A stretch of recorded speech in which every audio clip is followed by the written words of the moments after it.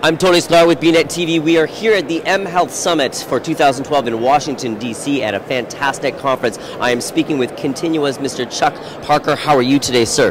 Doing great. How's it going with you? Fantastic. You know, I mean, I say this to everybody, so if you're watching a lot of this stuff online, you're like, Tony, stop saying it, but this is one of my favorite conferences. Yes, and it's a hugely growing conference. I think this is, by far the largest that we've ever seen this. It has, yeah. And it's become probably the largest conference for mHealth anywhere in the world. And it's so premier because it's unfortunate. HIMSS is a fantastic organization and put on many conferences globally, but the mHealth Summit, it's so exciting to walk on the floor, and every year here are a lot of really new progressive technologies that aren't just gadgets, to hook up to your coffee machine via your iPad.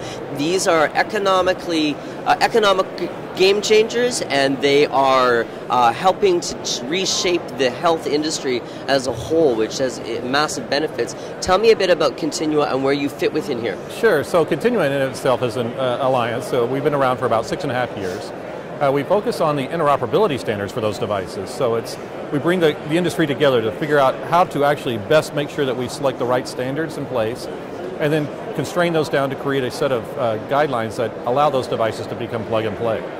So what we're doing is making sure that we work very closely with IHE on being able to connect that information once you collect it from a device, making sure that it can go back into electronic medical record systems. What makes Continua better or different than your competitors within this space? Well, really there isn't any competitive situation where we work very closely with organizations like IHE, with other organizations like the GSMA and other standards bodies, for example, HL7, IEEE, these organizations, to ensure that what we're doing is combining the best of these solutions to ensure that we end up with the capability for plug and play. So really what we're trying to do is make sure that we can make that device easy for the consumer to use. So you basically grab it, plug it in, connect it to your cell phone, and with a few little bit of configuration, make sure that data can go to the back end to your doctor.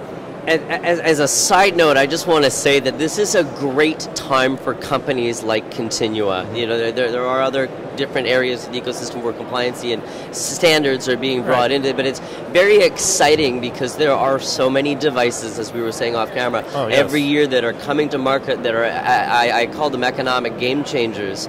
And those standards for plug and play, like we saw many years ago with 3GP or USB standards. There's always standards and standards and standards, which made it easy for the consumer and the enterprise organizations to utilize. So that being said, working with the GSMAs of the world and the IEEEs of the world is so fantastic. But in the mHealth ecosystem, it's got to be so exciting. But what are some of the challenges that still exist? Because when it comes to standards, ouch. Yeah, the big thing is that it's not sexy. I mean, it's plumbing. Right. So it's really keeping people interested in understanding what it really does mean. With that said, towards the fact of the devices, we now have 80 devices that we've now gone through certification through that process, and we have more than 100 in the pipeline. So that there are many different companies. So as we start to see this expanding growth of these different type of devices, organizations are starting to realize that. And this summer we had the first nation basically adopt the Continua framework. So the nation of Denmark has said, moving forward, we're going to use a Continua framework as the edge technologies for us. And that's sort of a unique way because they're highly, highly organized and efficient in using IT. But more importantly, I think what's saying is that they're wanting to eliminate hospital beds. And they're seeing this as a new way for them to be able to manage individuals more where the individuals want to be. They want to be at home. They want to be, don't make me sit in a hospital room. Don't make me sit in a physician office. If I can have the devices that I can monitor myself wherever I like to be, let's do it that way. I'm at the edge of my seat here wanting to tell a story because I can't agree with that statement more. I think that is a very progressive way of thinking, and gosh knows that the Scandinavian countries probably have some of the best socialized healthcare out there with the lowest cost structure, and so the globe can learn a thing or two from them. But from a personal note, I have two particular things that I want to say about that sort of proves that stat. My stepfather and my grandmother, both fantastic people. One is, my grandmother is 101 years of age. Wow. And has an iPad. I'm going to get to that story in a second, and our viewers know it. My stepfather, who is 88, fantastic fella. Last year, when he was in New York, he had a particular episode. We had to go into the hospital. the most important and fastest recovery process happened at home. Yes, without a doubt. And it was so amazing to see how fast that ended up happening. Everybody knows you're in your own surroundings and you feel comfortable, you've got your stuff, you're going to get better faster. The reason why I talk about my grandmother, 101 years old and has an iPad, the technology keeps her connected, and for a woman of that age to be able to utilize minimal functionality gives her vitality. And vitality in itself creates health. You go. Oh, yes, certainly. And so that's what we're seeing, not only in that aging population, helping them stay at home much longer, but it's also for those individuals who are chronic, have a chronic disease state, and helping them provide the tools that they need to manage that better. We've seen an explosion of diabetes over the last few years, and that's only going to get worse as the curves are still currently showing.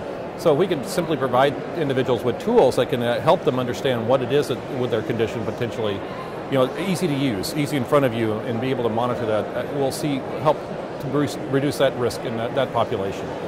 After hospitalizations, like you just mentioned, for example, we have use cases and demonstrations where we've done this with heart failure patients who've come home right after this, be able to actually get them out of the hospital 6 days earlier, and the recovery's faster. Massive cost savings. Significant cost savings. Huge. Yes. Anywhere from 55 to 85% of the entire hospital bill can be saved by doing and using these types of technologies today. And the patients want to be there. They don't want to be in the hospital. I don't know a lot of people who want to stay in the hospital bed. No, I'm good. That's all right. Yeah, but ultimately what we're looking at, true, is the real long-term goal is health and wellness.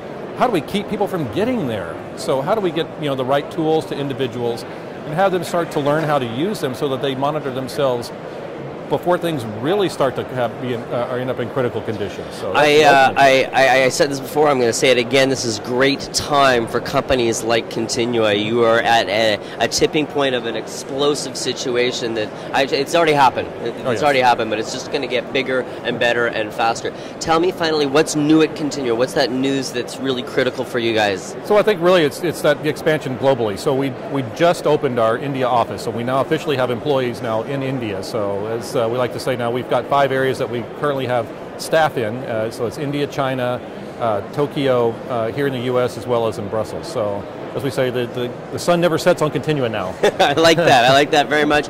Less sleep for you, unfortunately, but that's the way the cookie goes. 24-hour clock now. Congratulations again, Chuck. Fantastic area of the ecosystem.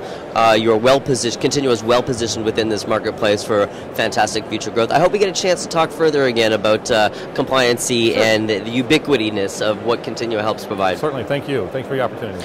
I've been speaking with Mr. Chuck Parker of Continua here at the mHealth Summit in Washington, DC for 2012, and I am Tony Sklar with bnetTV.